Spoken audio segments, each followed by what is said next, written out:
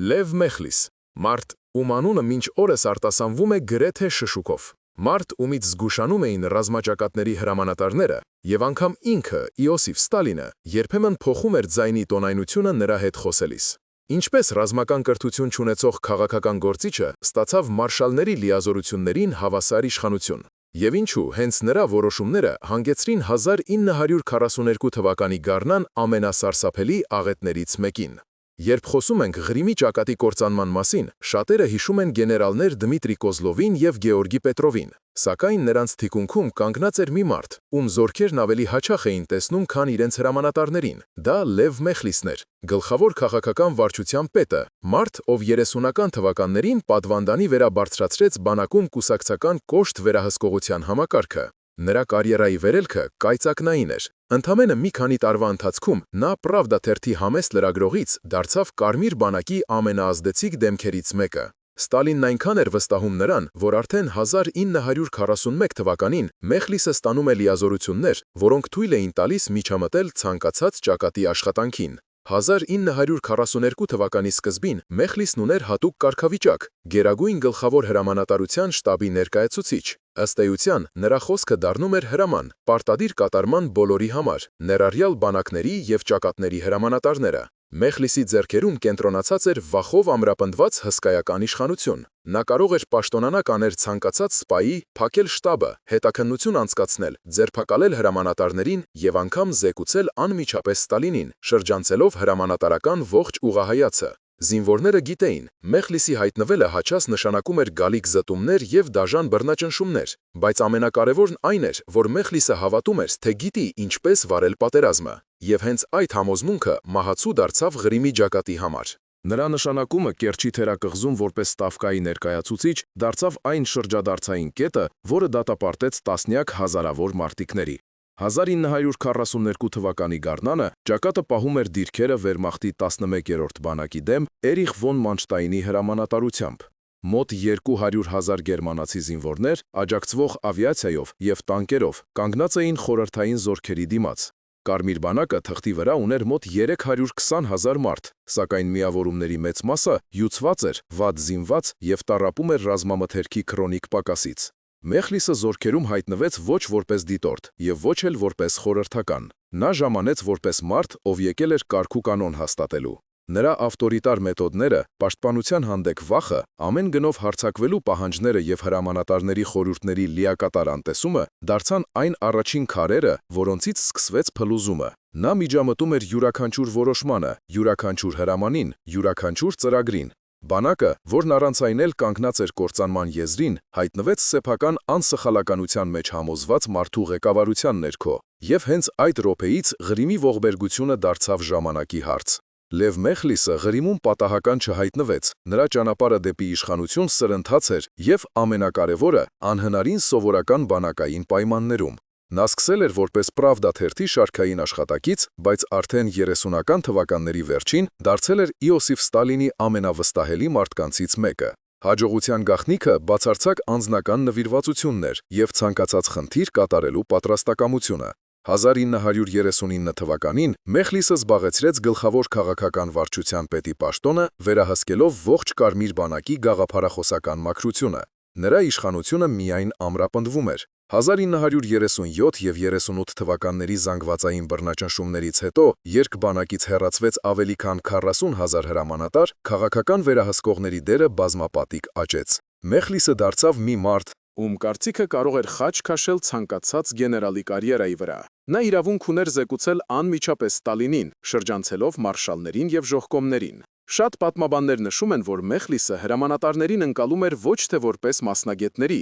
այլ որպես պոտենցիալ անվստահելի տարրերի։ Հայրենական մեծ պատերազմի առաջին ամիսներին նա ստացավ էլ ավելի մեծ լիազորություններ։ 1941 թվականին Ստալինը Մեխլիսին նշանակեց Ստավկայի ներկայացուցիչ, իրավունք տալով միջամտել ցանկացած ճակատի աշխատանքին։ Ձևականորեն նա պետք է հետևեր կարգապահությանը և զորքերի բարոյական վիճակին, բայց փաստացի դարձավ վերհրամանատար, ով կարող էր չեղարկել փորձառու զորավարների որոշումները։ Հենց այս անվերահսկելիությունը և սեփական անսխալականության համոզմունքը ճակատագրական դեր խաղացին նրա հետագա գործողություններում Ղրիմի ճակատում։ Մեխլիսի բնավորությունը ձևավորվել էր 20-ական և 30-ական թվականների կուսակցական պայքարի մթնոլորտում։ Նա սովոր էր ցանկացած անհամաձայնության մեջ տեսնել քաղաքական դիվերսիա։ Նրա կառավարման ոճը աչքի էր ընկնում կոշտությամբ և քննարկում չընդունող կտրուկ հրամաններով։ Նա պահանջում էր կատարյալ կարգապահություն և կարծում էր, որ պարտությունները ծագում են ոչ թե հրամանատարության սխալներից, այլ բարոյալքման կամ ոչ բավարար տոկունության պատճառով։ Նրա աչքի առաջ ձևավորվեց վախի մշակույթը։ Շատ հրամանատարներ նախընտրում էին լռել, միայն թե չառաջացնեն ամենազոր քաղղեկի զայրույթը։ Այդ դաժանությունը հատկապես դրսևորվեց 1940 թվականին ֆիննական պատերազմի ժամանակ, որտեղ Մեխլիսն արդեն միջամտում էր հրամանատարության գործողություններին։ Այնտեղ նա պահանջում էր գրոհել ամեն գնով, մեղադրում էր գեներալներին վախկոտության, իսկ դիվիզիայի հրամանատարներին ոչ բավարար հեղափոխական ոգու մեջ։ Արշարի արդյունքներով նույնիսկ մարշալ Կիրիլ Մերեցկովը բողոքում էր նրա անվերջ միջամտություններից, որոնք հանգեցնում էին չարդարացված կորուստների։ Բայց Ստալինը հետևություններ չարեց։ Ընդհակառակը, Մեխլիսը ստացավ էլ ավելի մեծ լիազորություններ։ Կերչի գործողության սկզբին նա գոյություն ուներ մի համակարգում, որտեղ սովոր էին ոչ թե վիճել, այլ կատարել։ Կուսակցական գիծը վեր էր պրոֆեսիոնալիզմից։ Մեխլիսն իրեն ընկալում էր ոչ թե որպես հրամանատարության օգնական, այլ որպես ճակատների մաքրագործող, ով պետք է ազատի բանակը սխալներից և խուճապահարներից։ Ուստի, երբ Ստավկան նրան ուղարկեց Ղրիմ 1942 թվականի սկզբին, նա ժամանեց ոչ թե օգնելու, այլ վերահսկելու և ենթարկեցնելու նպատակով։ Արդեն մի քանի օր անց ճակատի շտաբները զգացին այնպիսի ճնշում, որի հետ երբեք նախկինում չէին բախվել։ Մեխլիսն ակտիվորեն միջամտում էր շտաբների ձևավորմանը, պահանջում էր կադրերի վերաբաշխում իր հայեցողությամբ, հեռացնում էր սպաներին, ովքեր իր կարծիքով դրսևորում էին չափից ավելի զգուշավորություն։ Ճակատում գտնվելու առաջին 2 շաբաթվա ընթացքում փոխարինվեց միջին և բարձր օղակի ավելի քան 30 սպա։ Այս կադրային ջարդը թուլացրեց առանցեն էլ անկայուն կառավարման համակարգը։ Ճակատի հրամանատար գեներալ Դմիտրի Կոզլովը փաստացի հայտնվեց կաթվածահար վիճակում։ Նրա ցանկացած որոշում կարող էր չեղարկվել Ստավկայի խիստ ներկայացուցի կողմից։ Մեխլիսի ոճը կուսակցական մեթոդների ճշմարտացիության ֆանատիկ վստահության և իրական ռազմական իրավիճակի լիակատար չըմբռնման համադրություն էր։ Նա չէր ընդունում փաստարկները հրետանու պակասի, ամրացման անհրաժեշտության, հետախուզության կարևորության մասին։ Նա կարծում էր, որ գաղափարախոսությամբ ոգեշնչված մարտիկը ունակ է փոխհատուցել ցանկացած թերություն։ Երբ գեներալները բերում էին կոնկրետ թվեր ռազմամթերքի ավելի քան 30%-ի պակասի կամ հակատանկային միջոցների բացակայության մասին, Մեխլիսը դրա մեջ տեսնում էր արդարացում։ Այսպիսի մարդը, օժտված գեներալներից բարձր լիազորություններով, հայտնվեց աղետի եզրին կանգնած ճակատում։ Եվ հենց նրա քաղաքականացված վստահությունն իր ճշմարտացիության մեջ շուտով բախվեց իրականությանը, Մանշտայնին, հարձակմանը, ավիացիային, տանկերին և պատերազմի տրամաբանությանը։ 1942 թվականի գարնանի սկզբին Ղրիմի ճակատը ներկայացնում էր ոչ պարզապես միավորումների խումբ, այլ մի հսկայական, ուռչացված, բայց չափազանց խոցելի օրգանիզմ, ձգված նեղ Կերչի թերակղզու վրա։ Հունվարին և փետրվարին իրականացված մի շարք հարձակումներից հետո խորհրդային զորքերը կարողացել էին դուրս մղել հակառակորդին Ղրիմի արևելյան մասից, սակայն հաջողությունը կարճատև եղավ։ Ճակատն առաջ շարժվեց, բայց ամրանալ չհասցրեց։ Դրությունը վտանգավոր էր միանգամից մի քանի պատճառով՝ վատ նյութատեխնիկական ապահովում, տեխնիկայի պակաս և լիակատար կախվածություն եղանակից, նեղուցով իրականացվող մատակարարումից և հաղորդակցության բարակ շերտից, որը գերմանացիները ցանկացած պահի կարող էին կտրել մեկ հարվածով։ Ղրիմի ճակատի կազմը տպավորիչ էր միայն թղթի վրա՝ մոտ 320 հազար մարդ, ավելի քան 340 տանկ և 3000-ից ավելի հրետանային զենք։ Բայց իրական պատկերն այլ էր։ Դիվիզիաների մեծ մասը ծանր կորուստներ էր կրել նախորդ հարձակումների ժամանակ և հաշվում էր հազիվ 5-7 հազար մարդիկ, հաստիքային 10-12 հազարի փոխարեն։ Տանկերի ավելի քան 50%-ը վերանորոգման կարիք ուներ կամ չուներ բավարար քանակությամբ վարելիք, իսկ հրետանին զգում էր ռազմամթերքի պակաս։ Որոշ դիվիզիաներ ստանում էին օրական հազիվ 20-30 արկ մեկ զենքի համար, ինչը աղետալի քիչ էր պաշտպանական խնդիրների համար։ Պակաս ծանր չէր իրավիճակը պաշտպանական կառույցների հետ կապված։ Ճակատը ձգվել էր ավելի քան 40 կիլոմետր գծով, բայց լիարժեք ամրացված դիրքեր գործնականում գոյություն չունեին։ Կերչի թերակղզու հողը փափուկ էր, սառած, իսկ գարնանը վերածվում էր թանձր ցեխի, դժվարացնելով խրամատային աշխատանքները։ Սակայն գլխավոր խնդիրը ոչ թե գրունտն էր, այլ համակարգային մոտեցման բացակայությունը։ Ճակատի հրամանատարությունը բազմիցս խնդրել էր Ստավկային թույլատրել խորը էշելոնացված պաշտպանության ծավալումը, բայց մինչև Մեխլիսի ժամանանը որոշումները ձգձգվում էին, իսկ նրա հայտնվելուց հետո խրամատներ փորելը եւ երկարատև դիմադրության կետեր ստեղծելը նա համարում էր ավելորդ խուճապ։ Ղրիմի ճակատին դիմակայում էր Վերմախտի 11-րդ բանակը, Էրիխ ֆոն Մանշտայնի հրամանատարությամբ, ով գերմանական ամենատաղանդավոր զորավարներից մեկն էր։ Նրա տրամադրության տակ կար մոտ 200,000 զինվոր, շուրջ 120 տանկ և 4-րդ օդային նավատորմի հզոր ավիացիոն աջակցությունը։ Գերմանական բանակը, որն անցյալ տարվա աշնանը պարտություն էր կրել Ռոստովի մոտ, այժմ խնդիր էր ստացել բեկել իրավիճակը և վերադարձնել ռազմավարական նախաձեռնությունը։ Դրա համար Մանշտայնը մանրակրկիտ պատրաստում էր մի գործողություն, որը հետագայում կստանա Դրոֆայի Որս անվանումը, հարված հաշվարկված խորհրդային ամրությունների, թուլության և կառավարման քաոսի վրա։ Ղրիմի թերակղզին ինքնին վտանգ էր ներկայացնում ցանկացած խոշոր խորհրդային խմբավորման համար։ Ազովի և Սև ծովերի միջև ընկած նեղ վզիկը մանևրը գրեթե անհնարին էր դարձնում։ Գերմանացիների ցանկացած ճեղքում ճակատը վերածում էր թակարդի։ Հաղորդակցուղիները մշտապես ենթարկվում էին ավիացիայի հարվածներին։ Կամիշ բուրուն և Կերչ նավահանգիստներն աշխատում էին գերլարված ռեժիմով, բայց նույնիսկ նրանք չէին կարող ապահովել ռազմամթերքի, վարելիքի, պարենի և համալրումների մշտական հոսք։ Թերակղզում անցկացրած յուրաքանչյուր օրվա համար Ղրիմի ճակատը վճարում էր կազմակերպչական վիթքարի ճնշման և ֆիզիկական հյուծման գնով։ Եվս մեկ խնդիր էր կառավարման կազմակերպումը։ Ստավկայի հրամանով ստեղծված Ղրիմի ճակատը միավորում էր 3 բանակ՝ 44-րդ, 42-րդ և 51-րդ։ Յուրաքանչյուր բանակ ուներ սեփական կառուցվածքը, մարտական գործողությունների սեփական փորձը և սեփական խնդիրները։ Բազմաթիվ վերախմբավորումները, հրամանատարների մշտական փոփոխությունները և վարքագծի միասնական գծի բացակայությունը հանգեցնում էին նրան, որ նույնիսկ սովորական հրամանները զորամասեր էին հասնում ուշացումներով։ Կապն աշխատում էր անկայուն։ Գերմանական հրետանին և ավիացիան պարբերաբար շարքից հանում էին հաղորդակցության գծերը։ Ռադիոկայանները չէին հերիքում։ Շատ միավորումներ շփվում էին սուրհանդակների միջոցով, մի մեթոդ, որը բոլորովին պիտանի չէր մանևրային պատերազմի համար։ Մանշտայնի համար այս բոլոր խնդիրներն ակնհայտ էին։ Գերմանական հետախուզությունը մանրակրկիտ ուսումնասիրում էր խորհրդային դիրքերը, ֆիքսում դրանց թույլ տեղերը և զեկուցում, որ պաշտպանությունը փաստացի բացակայում է։ Խրամատների գծերը ծանցաղ էին։ Շատ հրետանային դիրքեր տեղակայված էին բաց հրապարակներում։ Լոգիստիկան կախված էր մի քանի անցումային ճանապարհներից։ Հատկապես խոցելի էր համարվում Կորպեչ գյուղի և Ակմոնայի դիրքերի շրջանի միջև ընկած հատվածը։ Հենց այնտեղ էր գերմանական հրամանատարությունը նախապատրաստում գլխավոր հարվածը։ Այս ամենով հանդարծ Կարմիր բանակի զորքերը բարոյաքված չէին։ Զինվորներն ու սպաները, ովքեր անցել էին Ռոստովի մոտ ճեղքումների և Ղրիմի ծանր մարտերի միջով, հասկանում էին, որ թերակղզու պահպանումը Սևաստոպոլը փրկելու միակ շանսն է։ Բայց ճակատին օդի պես պակասում էր հստակ հրամանատարությունը, ռազմավարական տեսնականը և ճկունությունը։ Հենց այս պահին, երբ պահանջվում էր բոլոր ուժերի նուրբ համակարգում, ճակատ ժամանեց մի մարդ, ով չէր հավատում ոչ հրամանատարների պրոֆեսիոնալիզմին, ոչ պաշտպանական աշխատանքների արժեքին, ոչ հետախուզությանը։ Նրա անունն էր Լև Մեխլիս, և նրա հայտնվելով Ղրիմի ճակատի անկայուն կառուցվածքը սկսեց փլուզվել դեռ մինչև գերմանական առաջին կրակոցը։ Լև Մեխլիսի ժամանումը Ղրիմի ճակատ 1942 թվականի փետրվարի կեսերին դարձավ մի իրադարձություն,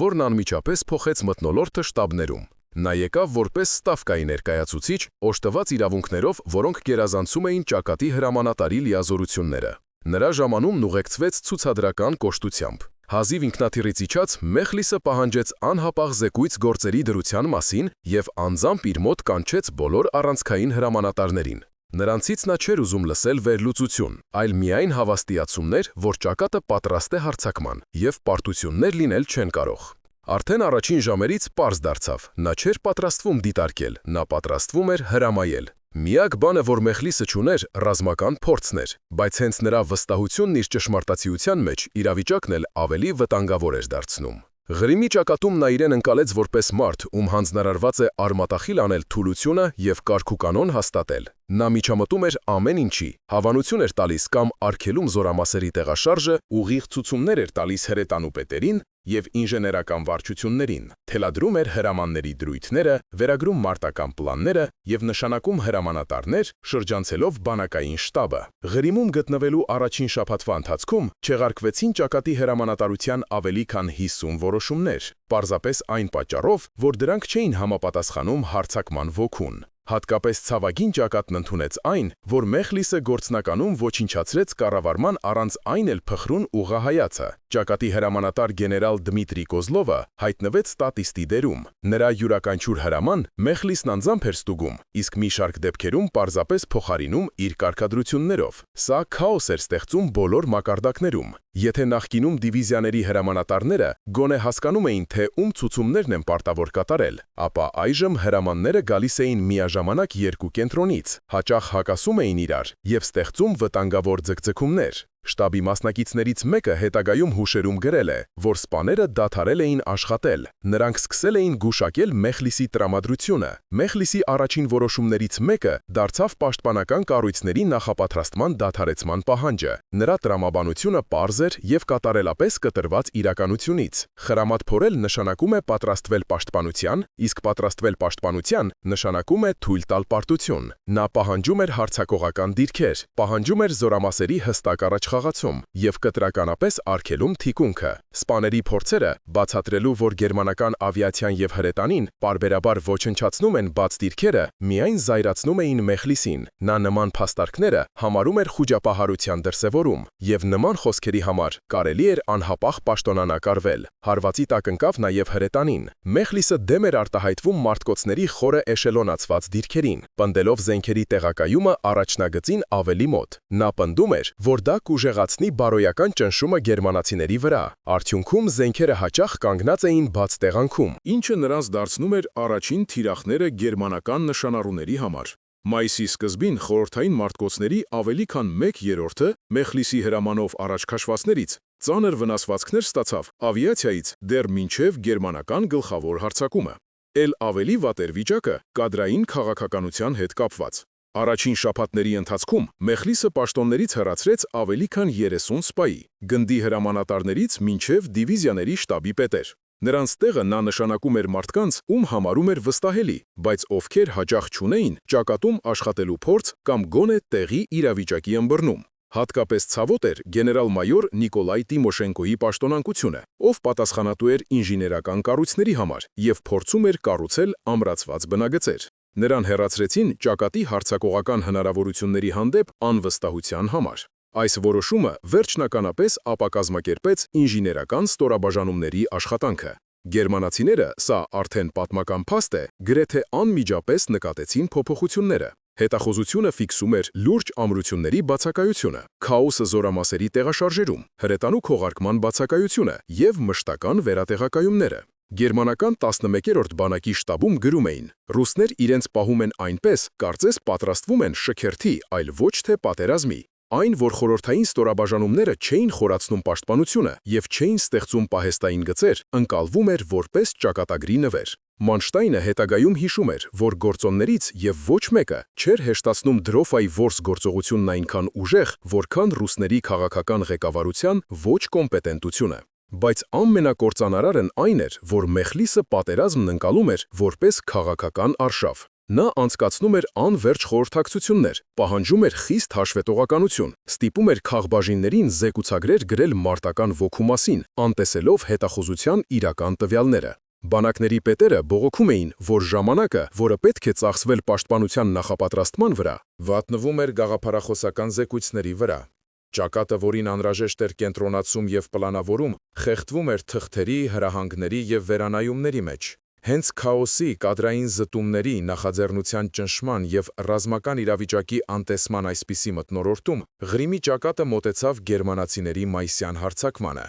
Մեխլիսը հավատում էր, որ անձնական կամքը ունակ է փոխարինել նախապատրաստությանը։ Նա վստահ էր, որ զորքերը կդիմանան հարվածին, բայց իրականությունն այլ էր։ Եվ արդեն մի քանի շաբաթ անց հենց նրա որոշումները կդառնան այն առաջին ճաքը, որով կսկսի փլուզվել հսկայական ճակատը, մնացած առանց պաշտպանության եւ առանց կառավարման։ Մայիսի 9-ի առավոտը սկսվեց ոչ թե կրակոցներով, այլ գերմանական ավիացիայի խլացուցիչ որոտով։ Դեռ լուսաբացից առաջ Ղրիմի ճակատի դիրքերի վրա հայտնվեցին տասնյակ Յունկերս 87 եւ Հայնգել 11 ինքնաթիռներ։ Ժամը 4:40-ին սկսվեց զանգվածային ռմբակոծությունը, որը դարձավ Մանշտայնի գործողությանը մեկնարկի ազդանշանը։ Հարվածն այնքան ճշգրիտ էր եւ հզոր, որ 44-րդ բանակի շատ ստորաբաժանումներ պարզապես չհասցրեցին տագնապով ոտքի կանգնել։ Հրետանային մարտկոցները, որոնք Լև Մեխլիսի հրամանով կանգնած էին բաց երկնքի տակ, դարձան առաջին զոհը։ 20 րոպեի ընթացքում ոչնչացվեց ավելի քան 30 զենք։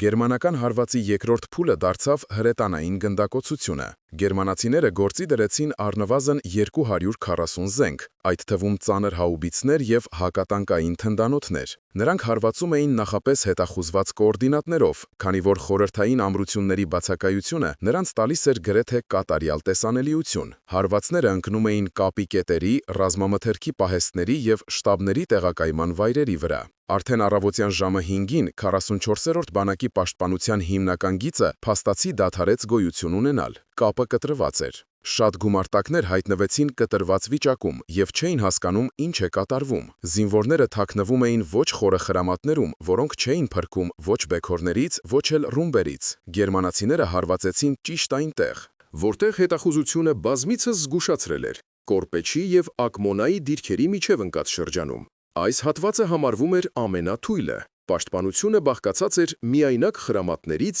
եւ ցրված գնդացրային կետերից։ Արդեն ժամը 5:30 րոպեին Վերմախտի առաջապահ ստորաբաժանումները սկսեցին ճեղքումը, աջակցվելով տանկերով։ Գլխավոր հարվածի ուղղությամբ գործի էր դրված մոտ 60 տանկ եւ զրահամեքենա։ Խորհրդային զորամասերը հայտնվեցին մի դիրքում, որտեղից հնարավոր չէր ոչ նահանջել, ոչ վերախմբավորվել։ Հետևակը փորձում էր կասեցնել գերմանացիներին, բայց առանց հակատանկային փոսերի եւ ականապատ դաշտերի դիմադրությունն անօգուտ էր։ Առանձին հատվածներում մարտիկները պահում էին դիրքերը արիաբար։ Օրինակ 117-րդ հրաձգային դիվիզիան պահեց դիրքերը գրեթե 2 ժամ, չնայած նրան, որ կորցրեց անձնակազմի մինչև կեսը, բայց ճեղքումը չափազանց հզոր էր։ Գերմանացիները շրջանցում էին դիմադրության հանգույցները հենվելով մանևրի վրա, իսկ խորհրդային զորքերը ցրված էին եւ չունեին պահեստային ուժեր։ Արդեն առավոտյան ժամը 6-ին գերմանական առաջապահ խմբերը ճեղքեցին 3-ից 5 կիլոմետր խորությամբ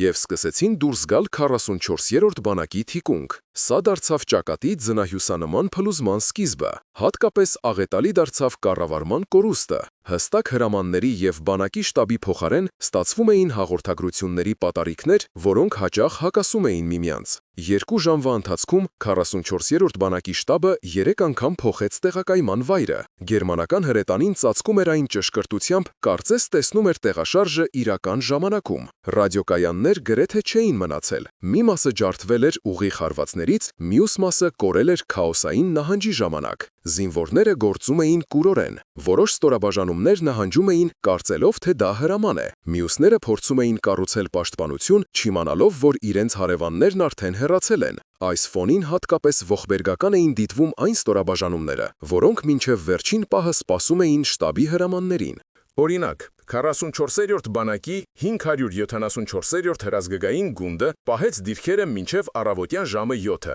որից հետո հայտնվեց շրջափակման մեջ։ Գերմանական տանկերը գնդակոծում էին դիրքերը փաստացի դեմ առ դեմ, եւ մոտ 2000 մարտիկից օրվա վերջում մնաց 300-ից պակաս։ Նման ողբերգություններ տեղի էին ունենում ողջ առաջնագծով։ Զորամասերը զոհվում էին, նույնիսկ չհասկանալով, որ ճակատն արդեն ճեղքված է եւ պաշտպանության գիծը փլուզվել է։ Առավոտյան ժամը 8-ին գերմանական առաջապահ ստորաբաժանումները հասան մինչև 8 կիլոմետր ճեղքման խորության եւ սկսեցին շրջանցել խորհրդային զորամասերը թևերից։ Մանշտայնն առաջ է շարժվում սրընթաց։ Նրա պլանը նախատեսում էր դուրս գալ թիկունք 1 օրվա ընթացքում, եւ գործողությունը զարգանում էր նույնիսկ սպասվածից արագ։ Այն վայրում, որտեղ պետք է լինեին խորհրդային ամրություններ, գերմանացիները գտնում էին միայն լքված զենքեր, շրջված սայլեր եւ մարտիկների հազվադեպ խմբեր, որոնք փորձում էին կազմակերպել դիմադրություն։ Այն ամենը, ինչ կարող էր տալ բանակն այդ պահին, դիմադրության ցրված օջախներն էին, որոնք չէին կարող ազդել իրադարձությունների ընդհանուր ընթացքի վրա։ Կոզլովը փորձեց կազմակերպել հակագրոհ մի քանի գնդերի ուժերով, բայց պահեստային ուժերի բացակայությունն այդ փորձն անիմաստ դարձրեց։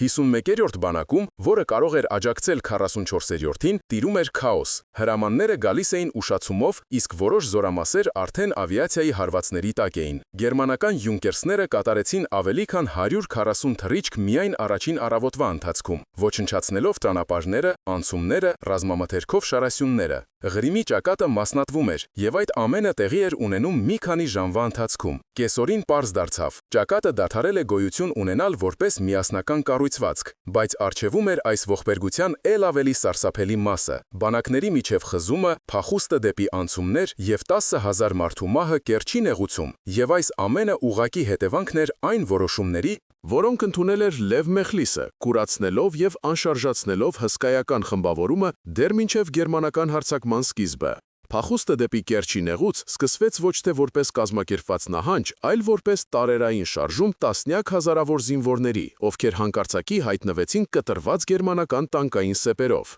Մայիսի 9-ին պաշտպանության ճեղքումից հետո գերմանական մոտոհրացքային խմբերը սրընթաց դուրս եկան դեպի Կերչ տանող ճանապարհներ։ Արդեն նույն օրվա երեկոյան նրանք փակեցին մի քանի առանցքային մայրուհիներ։ Խորհրդային զորամասերը, կորցնելով կապն ու կառավարումը, փորձում էին ճեղքել հասնել փրկության միակ մնացած ճանապարհին՝ նեղուցի անցումներին։ Բայց Կերչ տանող ճանապարհները գերծանրաբեռնված էին։ Տեխնիկայի շարասյուններ, հրետանի, թիկունքային մասեր, վիրավորներ։ Ամեն ինչ խառնվել էր մեկ անընդհատ հոսքի մեջ։ Այս քաոսին գումարվում էին գերմանական ավիացիայի մշտական հարվածները։ Մայիսի 10-ին հավաքվող մարտիկների թիվը գերազանցեց 40,000-ը, բայց նահանջի կազմակերպված գծերի փոխարեն նրանք գտնվում էին ավերված ճանապարհներ, խփված բեռնատարներ, այրված կայաններ եւ ոչնչացված մատակարարման կետեր։ Գերմանական ավիացիան մեթոդաբար վերածում էր երթուղիների ցանկացած նեղատված թաքարդի։ Յունկերսները սրընթաց իջնում էին փախչող շարասյունների վրա, պայթեցնելով մեքենաները, գցելով մարդկանց ճանապարհներից, ստեղծելով մի քանի կիլոմետր երկարությամբ խցանումներ։ Էլթիգենի եւ Կամիշ-Բուրունի միջև ընկած ճանապարհի մի հատվածում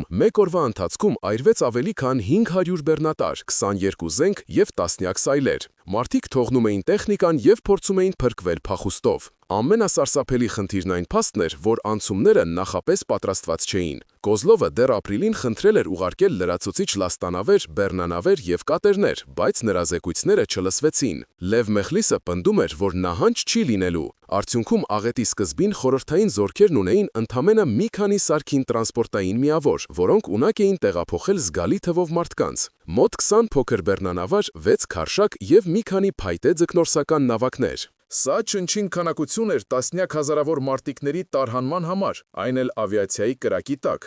Մայիսի 10-ի առավոտը դարձավ անցումների վրա ողբերգության սկիզբը։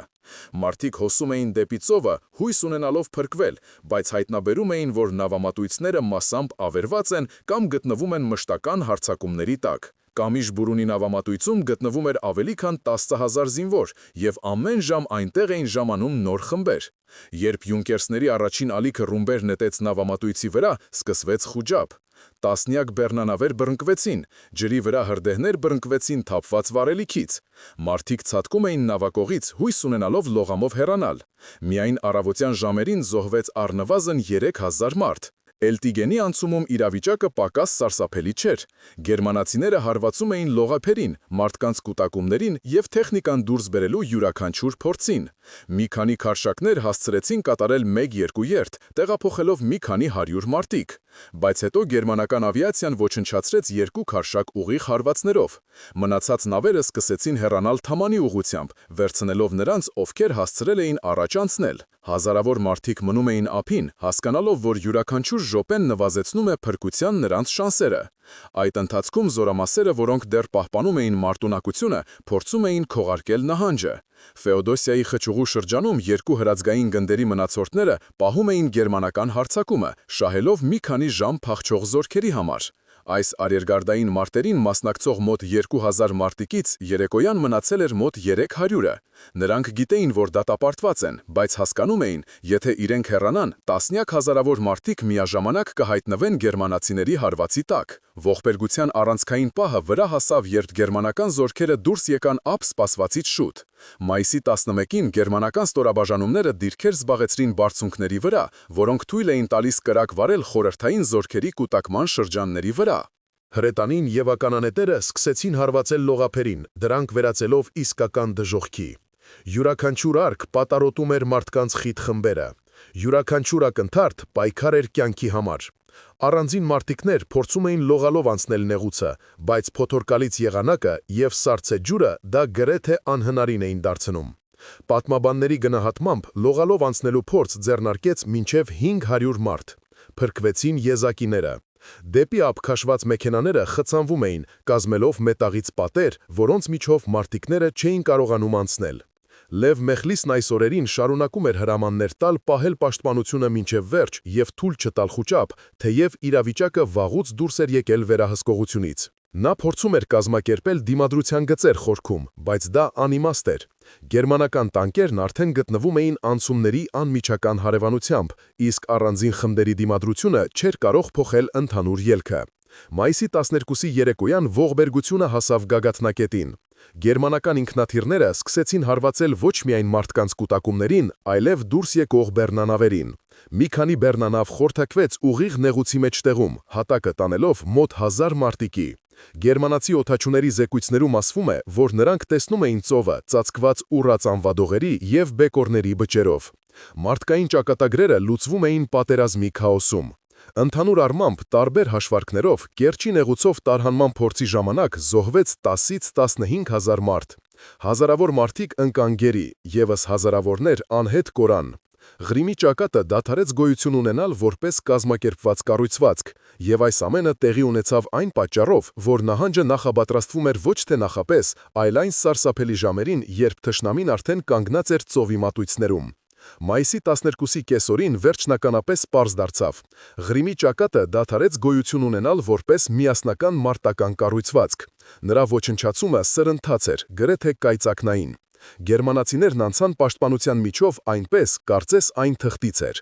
Բայց էլ ավելի սարսափելի էր այն, Ինչ տեղի ունեցավ հետո։ Ճակատի լիակատար մասնատում, ողջ սպառազինության կորուստ, տասնյակ հազարավոր մարտիկների մահ եւ զանգվածային գերեվարում։ Բոլոր 3 բանակները, 44-րդը, 42-րդը եւ 51-րդը դադարեցին մարտունակ լինելուց։ Եվ հենց այս ոչնչացումը դարձավ ԽՍՀՄ հարավում ողջ արշավի շրջադարձային պահը։ Այն պահին, երբ գերմանական զորքերը մոտեցան Կերչին եւ շրջափակեցին անցումները, խորհրդային բանակները նման էին մարդկանց հսկայական, գլխատված զանգվածների։ Ճակատի թվաքանակը, որը մայիսի սկզբին կազմում էր մոտ 320,000 մարտիկ, կրճատվեց գրեթե կրկնակի։ Միայն մայիսի 10-ից 12-ն ընկած ժամանակահատվածում զոհվեց առնվազն 40,000 մարդ։ Գերմանացիները վերցրին հսկայական ավար։ 11-րդ բանակի զեկույցների տվյալներով նրանք ստացան ավելի քան 100 տանկ, մոտ 1500 զենք, բազմաթիվ պահեստներ ռազմամթերքով եւ պարենով։ Սրանք վիթքարի կորուստներ էին, հատկապես հաշվի առնելով, որ ճակատն ուներ հսկայական հրետանի, բայց այդպես էլ չկարողացավ կիրառել այն։ Գլխատված, պատառոտված եւ ապա կազմակերպված մնացած զորքերը, որոնց հաջողվեց անցնել Թամանի թերակղզի, իրենցից ներկայացնում էին հյուծված արյունակամ խմբեր 200-300 հոգով։ Որոշ դիվիզիաներ ոչնչացվեցին ամբողջությամբ։ Օրինակ 287-րդ հրատկային դիվիզիան դադարեց գոյություն ունենալ որպես միավոր։ Մյուսները կրճատվեցին մինչև գումարտակների մակարդակի։ 44-րդ բանակը, որը պետք է դառնար պաշտպանության հենակետը, կորցրեց հրետանու, շտաբների մեծ մասը եւ գրեթե ողջ ծանր սպառազինությունը։ 51-րդ բանակը, որը տեղակայված էր ավելի հարավ, նույնպես կրեց հսկայական կորուստներ։ Մոտ 20,000 մարդ զոհվեց կամ անհետ կորավ։ Ղրիմի ճակատի պարտությունը աղետալի հետևանքներ ունեցավ Սևաստոպոլի համար։ Մինչև այդ պահը Հերոս քաղաքը դիմանում էր հերոսաբար, հետ մղելով գերմանական գրոհները 1941 թվականի աշնանից։ Բայց Ղրիմի ճակատի լիակատար ջախջախումից հետո Սևաստոպոլի դրությունը դարձավ հուսահատ։ Կայազորը մնաց մեն-մենակ Մանշտայնի դեմ։ Գերմանական 11-րդ բանակը հնարավորություն ստացավ բոլոր ուժերը նետել վերջին գրոհին, չվախենալով թիկունքից հարվածից։ Խորհրդային հրամանատարությունը քաջ գիտակցում էր, որ ճակատի անկումը դատապարտում է Սևաստոպոլը, բայց ուղղել արդեն ոչինչ հնարավոր չէր։ Այդ ընթացքում Մոսկվայում բռնկվեց իսկական սկանդալ։ Ճակատի լիակատար ոչնչացման մասին զեկույցը կատաղություն առաջացրեց Ստավկայում։ Կորուստներն այնքան հսկայական էին, որ դժվար էր դրանք համեմատել այլ տարածաշրջաններում մարտերի արդյունքների հետ։ Մի քանի օրվա ընթացքում Կարմիր բանակը Ղրիմում կորցրեց ավելին, քան կորցրել էր որոշ խոշոր գործողություններում այլ ճակատներում։ Ստալինը պահանջեց բացատրություններ։ Առաջին մեղադրանքները թափվեցին ճակատի հրամանատար գեներալ Դմիտրի Կոզլովի վրա, բայց շուտով ուշադրությունը տեղափոխվեց Լև Մեխլիսի վրա, մարդու, ով փաստացի ղեկավարում էր գործողությունները։ Ստավկան պարտությունը գնահատում էր որպես հաշվարկների սխալի, ինքնավստահության և ռազմական հարցերին անթույլատրելի միջամտության հետևանք։ Գլխավոր շտաբի զեկույցում ուղղակիորեն ասվում էր, որ ճակատը չուներ կայուն պաշտպանություն, չուներ պահեստային ուժեր, չուներ ժամանակին հետախուզություն և չուներ կառավարման միասնական կենտրոն։ Այս բոլոր գործոնները Լև Մեխլիսի ընդունած որոշումների արդյունքների էին։ Ստալինը, ով դեռ պատերազմի սկզբին նրան համարում էր անփոխարինելի, այժմ ստիպված էր ընդունել։ Նույնիսկ նվիրված մարդը կարող է հանգեցնել աղետի, եթե նրա լիազորությունները գերազանցում են իրավասությունը։ Պաշտոնապես պարտության մեղքը դրվեց Կոզլովի և նրա շտաբի վրա, բայց Մեխլիսի դերը թաքցնելն անհնար էր։ Արդեն մայիսի 15-ին Ստավկան հեռացրեց նրան ճակատում ներկայացուցչի պաշտոնից, իսկ մայիսի 16-ին հայտարարվեց գլխավոր քաղաքական վարչության պետի պաշտոնից նրա իջեցման մասին։ Փաստաթղթերում հայտնվեց ձևակերպում՝ զորքերի ղեկավարման մեջ թույլ տրված սխալների համար։ Մեխլիսի մակարդակի իշխանություն ունեցող մարդու համար սա կարիերայի վերելքի ստորացուցիչ փլուզում էր, որը տևել էր գրեթե 2 տասնամյակ։ Ստալինը հրապարակային հայտարարություն չարեց, նա չէր սիրում ընդունել իր նշանակածների սխալները։ Բայց փակ դռների հետևում խոսքը գնում էր ձախողման մասին, որը չէր կարելի վերագրել պատահականությանը։ Պատերազմի պատմության մեջ առաջին անգամ նման մակարդակի քաղաքական ղեկավարը փաստացի հեռացվեց ռազմական գործողություններին միջամտելու համար։ Այս որոշումը չվերադարձրեց զոհվածներին և չկանգնեցրեց Սևաստոպոլի անկումը, բայց դարձավ կարևոր ազդանշան։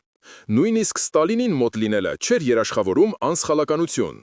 Այդ ընթացքում Ղրիմի ճակատի մնացորդները փորձում էին վերականգնել մարտունակությունը Թամանի թերակղզում, բայց նախկին կառուցվածքը վերականգնելն արդեն անհնար էր։ Միասնական շտաբները ավերված էին, փորձառու հրամանատարները զոհված։ Սպառազինությունը կորցված էր։ Ղրիմի ճակատը կազմալուծվեց, իսկ ողջ մնացած զորքերը փոխանցվեցին այլ միավորումների։ 100 հազարավոր մարդկանցից բաղկացած հսկայական խմբավորումից մնացին միայն ցրված դիվիզիաներ, որոնց սպասվում էր ամեն ինչ սկսել նորից։ Այսպես ավարտվեց հայրենական մեծ պատերազմի ամենաողբերգական դրվագներից մեկը։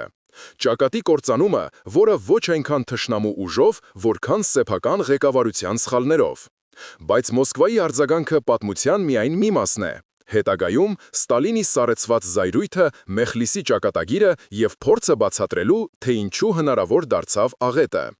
Մոսկվայի արձագանքը Ղրիմի ճակատի կործանմանը սրընթաց էր, կոշտ և միաժամանակ ցուցադրական զուսպ։ Ստալինը չէր սիրում հրապարակային հույզեր, բայց աղետի մասշտաբներն այնքան մեծ էին, որ դրանք թաքցնել չհաջողվեց նույնիսկ Ստավկայի նեղ շրջանակի ներսում։ Ճակատի ջախջախումից հետո 2 օրվա ընթացքում գլխավոր շտաբում անցկացվեցին մի քանի արտակարգ խորհրդակցություններ։ Դեպքի վայրից ստացվող զեկույցները գալիս էին մեկը մյուսից սարսափելի։ Տասնյակ հազարավոր զոհվածներ, տասնյակ հազարավոր գերիներ, ծանր սպառազինության կորուստ, կառավարման խզում, պաշտպանության բացակայություն։ Արդեն մայիսի 13-ին պարզ էր, իրավիճակն արդարացում չունի։ Սկսվեց մեղավորների փնտրտուքը։ Առաջինը մեղադրյալի աթոռին հայտնվեց գեներալ Դմիտրի Կոզլովը։ Ձևականորեն նա ճակատի հրամանատարն էր և հենց նա պետք է կայացներ ռազմավարական որոշումներ։ Գլխավոր շտաբի պետ Ալեքսանդր Վասիլևսկու ներկայացրած զեկույցում ասվում էր, որ Կոզլովը դրսևորել է ոչ բավարար պահանջկոտություն և չի ապահովել պաշտպանության ճիշտ կազմակերպումը, բայց հետո զեկույցում հետևում էր շատ ավելի կարևոր արտահայտություն։ Գործողությունների փաստացի ղեկավարումն իրականացնում էր Ստավկայի ներկայացուցիչ ընկեր Մեխլիսը։ Այս տոհը դառնում էր առանցքային։ Մոսկվան հասկանում էր, պարտությունը հետևանք է այն մարդու որոշումների, ով չուներ ռազմական կրթություն, բայց ուներ 3 բանակների լիազորությունները միասին վերցրած գերազանցող իշխանություն։ Ստալինը փաստաթղթերն ուսումնասիրում էր երկար և լուռ։ Նա ճանաչում էր Մեխլիսին դեռ 20-ական թվականներից։ Երկար տարիներ վստահում էր նրան ամենանուրբ քաղաքական խնդիրները, նշանակում պատասխանատու պաշտոնների, բայց հիմա նրա առջև դրված էին հաշվետվություններ ավերված պաշտպանության, պահեստային ուժերի բացակայության, ամրությունների արգելքի, փորձառու հրամանատարների պաշտոնանկության, ձախողված հետախուզության մասին։ Խորհրդակցություններից մեկում Ստալինն ասաց կարճ. «Մենք կորցրինք Ղրիմը ոչ կոմպետենտության պատճառով»։ Նա ոչ մի ազգանուն չտվեց։ Դա նրա ոչն էր, բայց բոլոր ներկաները հասկանում էին, թե ով էր թաքնված այդ բառի հետևում։ Մայիսի 15-ին Ստավկան ընդունեց առաջին պաշտոնական որոշումը՝ Դմիտրի Կոզլովին հեռացնել պաշտոնից եւ մեկուսացնել հրամանատարությունից, բայց անակնկալ դարձավ մեկ այլ, ավելի կտրուկ որոշում։ Մայիսի 16-ին հայտարարվեց Լև Մեխլիսին Կարմիր բանակի գլխավոր քաղաքական վարչության պետի պաշտոնից հեռացնելու մասին։ Սա պարզապես կադրային տեղափոխություն չէր։ Մարդու համար, ով ավելի քան 10 տարի համարվում էր Ստալինի իշխանության անձնական մարմինը, սա նշանակում էր քաղաքական մահվանը հավասարանկում։ Նրան իջեցրին մինչև պետական վերահսկողության ժողովրդական կոմիսարի տեղակալ պաշտոն, որը պատվավոր էր, բայց զուրկ իրական ազդեցությունից։ Փաստաթուղթը, որում ամրագրվում էր Մեխլիսի պատիժը, պարունակում էր խորհրդային ժամանակների համար հազվադեպ ձևակերպում՝ Ղրիմի ճակատի զորքերի ղեկավարման մեջ թույլ տրված սխալների համար։ Սա գրեթե բացահայտ քննադատություն էր։ Դարաշրջանի լեզվի տեսանկյունից սա հնչում էր որպես դատավճիռ, բայց Ստալին այնուամենայնիվ չհամարձակվեց կոտրել նրան ամբողջությամբ։ Մեխլիսը չձերբակալվեց, չեն ենթարկվեց բռնաճնշումների։ Ստալինը հասկանում էր, ինքն է ստեղծել մի համակարգ, որում քաղաքական կոմիսարներն ունեին գրեթե անսահմանափակ իշխանություն։ Այժմ այդ համակարգը խափանում տվեց, եւ դրա սխալականությունն ընդունելը կլիներ սեփական մեղքի ընդունում։ Սակայն արտաքին զսպվածության հետևում թաքնված էր ուժեղ գրգռվածություն։ Ստալինը հիշեց, որ Մեխլիսը զեկուցում էր իրեն ճակատի, հարձակմանը լիակատար պատրաստ լինելու մասին, որ նա հավաստիացնում էր Ստավկային զորամասերի բարձր մարտունակության մասին, որ նա մեղադրում էր հրամանատարներին խուճապի մեջ, երբ նրանք փորձում էին մատնանշել վտանգը։ Վասիլևսկու հուշերի համաձայն Ստալինը խորհրդակցությունից հետո ասել է. «Պետք չէ շփոթել քաղաքականությունը ռազմական գործի հետ»։ Այս արտահայտությունը դարձավ ուշացած գիտակցման արտացոլում։ Քաղաքական ճնշումը չի կարող փոխարինել մարտական պատրաստությանը եւ ռազմավարությանը։ Ռազմական միջավայրում Մեխլիսի պաշտոնանկության արձագանքը բարդ էր։ Շատ սպաներ, ովքեր վերապրել էին նրա միջամտությունը, Ստավկայի որոշումն ընկալեցին որպես արդարություն։ Նրանք Մեխլիսի մեջ տեսնում էին մարդու, ով ջարդում էր շտաբները, նվաստացնում գեներալներին, արգելում ամրությունները եւ իրեն համարում էր ռազմական գիտությունից բարձր։ Սակայն կային նաև նրանք, ովքեր հասկանում էին, Մեխլիսի մեղքը միակը չէր։ Համակարգը, որը թույլ տվեց նրան կառավարել ճակատը, շատ ավելի լայն էր, քան մեկ մարդը, բայց պաշտոնական փաստաթղթերը չէին պարունակում համակարգային սխալների վերլուծություն, միայն անձնական պատիժ։ Այդ ընթացքում Ղրիմի ճակատագիրը վերջնականապես որոշվեց։ Ղրիմի ճակատի կործանումից հետո Մանշտայնը ուժերը կենտրոնացրեց Սևաստոպոլի վրա։ Սկսվեց վերջին գրոհի նախապատրաստումը։ Դրոֆայի որս գործողությունը փաստացի բացեց գերմանացիների ճանապարհը դեպի հաղթանակ։ Կրեմլում հասկանում էին, որ շուտով քաղաքը կընկնի, եւ այդ ողբերգությունը կդառնա Կերչի թերակղզում թույլ տրված սխալների ուղղակի շարունակությունը։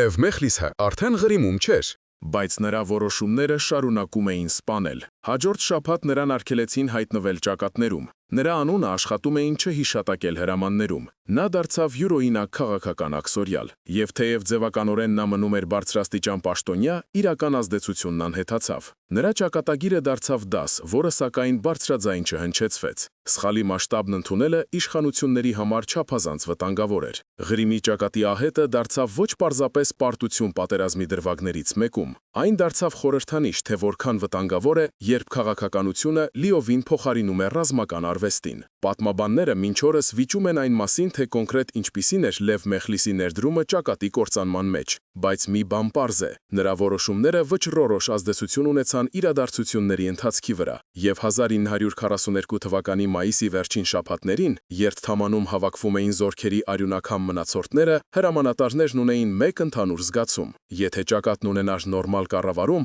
այն կարող էր գոյատևել։ Գլխավոր շտաբի հետագա զեկույցներում ուղղակիորեն նշվում էր. Ղրիմի ճակատը կործանվեց, որովհետև զրկված էր պաշտպանության տարրական հիմքերից, ամրություններից, պահեստային ուժերից, դիրքերի խորությունից, համակարգային հետախուզությունից։ Այս ամենը Մեխլիսի միջամտության արդյունքն էր, մարդու, ով իրեն իրավասու էր համարում շտկել յուրաքանչյուր ռազմական որոշում, նույնիսկ չունենալով մասնագիտական կրթություն։ Նա ճակատը ընկալում էր որպես ապարատ, որը պետք է ենթարկվի իր կամքին, այլ ոչ թե որպես բարդ համակարգ, որը պահանջում է հստակ վերլուծություն, ճկունություն եւ պրոֆեսիոնալիզմ։ Նրա վստահությունը սեփական հայացքների մեջ մահացու դարձավ տասնյակ հազարավոր մարդկանց համար։ Եվ այնուամենայնիվ, եթե այս դրվագը դիտարկենք առանձին, կարելի է ընկնել թաքարդը։ Մեխլիսը միակ մեղավորը չէր։ Նա համակարգի արդյունք էր, որտեղ քաղաքական հավատարմությունը դրվում էր կոմպետենտությունից վեր։ 30-ական թվականների սկզբից խորհրդային բանակն ապրում էր պայմաններում, Երբ քաղաքական կոմիսարներն իրավունք ունեին միջամտել հրամանատարների որոշումներին, իսկ կասկածի ցանկացած դրսևորում պատժվում էր որպես փոքրոգություն։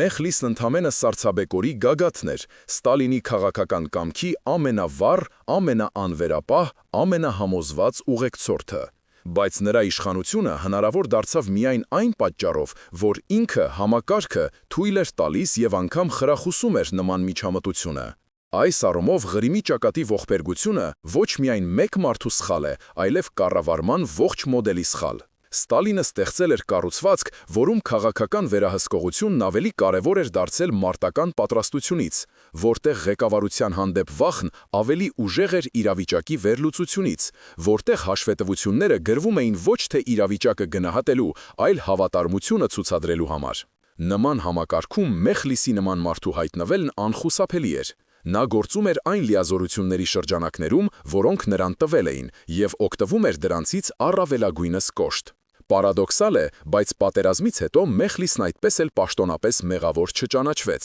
Խորհրդային դասագրքերում նրա անունը գրեթե չէր հիշատակվում, իսկ եթե հանդիպում էր, ապա չեզոք համատեքստում։ Նրան չներառեցին ռազմական հանցագործների թվում, չդատեցին, չաքսորեցին։ Նա շարունակեց աշխատել տարբեր պաշտոններում եւ մահացավ 53 թվականին, չսպասելով իր կերպարի արդարացմանը եւ չտեսնելով, թե ինչպես պատմաբանները կբացահայտեն նրա գործողությունների բոլոր մանրամասները։ Իշխանությունը նախընտրեց չվերադառնալ այդ թեմային։ Չափազանց ցավոտ է ինքնին փաստը, որ երկրի ղեկավարությանը մոտ կանգնած մարդը կարող էր այդքան հեշտությամբ քանդել բանակային կառուցվածքը։ Սակայն Ղրիմի ճակատի հիշողությունը ապրում էր ողջ մնացածների մեջ։ Վետերանները, ովքեր հավաքվում էին տասնամյակներ անց, ասում էին նույն բանը. ողբերգությունն անխուսափելի չէր, այն ստեղծվել էր ձեռքով։ Զինվորները հիշում էին քաոսը, հրամանների բացակայությունը, աջակցություն ստանալու անհնարինությունը։ Սպաները հիշում էին Մեխլիսի միջամտության հանդեպ վախը։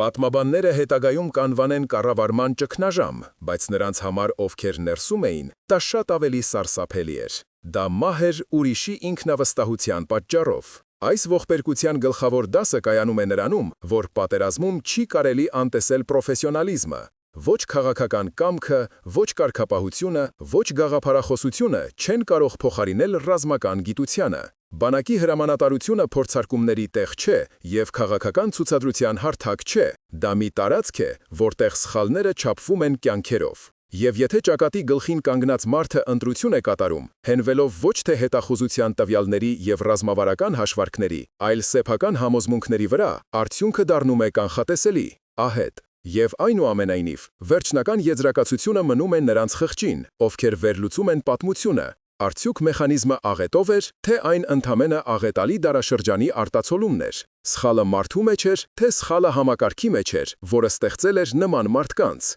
Այս հարցի պատասխանը յուրաքանչյուր հանդիսատես պետք է տա ինքը, բայց մեկ բան մնում է անփոփոխ։ Ղրիմի ճակատը կործանվեց ոչ միայն գերմանական տանկերի եւ ավիացիայի հարվածների տակ, այն կործանվեց սեփական սխալների ծանրության տակ, որոնք անհնար էր ուղղել այն պահին, երբ գերմանացիներն արդեն գնում էին դեպի Կերճ։ Այսպես ավարտվում է այս պատմությունը, ողբերգական, անողոք, մինչև վերջ չհասկացված։ Պատմություն այն մասին, թե ինչպես մարդկային գործոնը կարող է փոխել պատերազմի ընթացքը, եւ ինչպես մեկ որոշումը, որ ընդունվել է գաղափարախոսությունից, այլ ոչ թե հաշվարկից ելնելով, կարող է ոչնչացնել մի ամբողջ բանակ։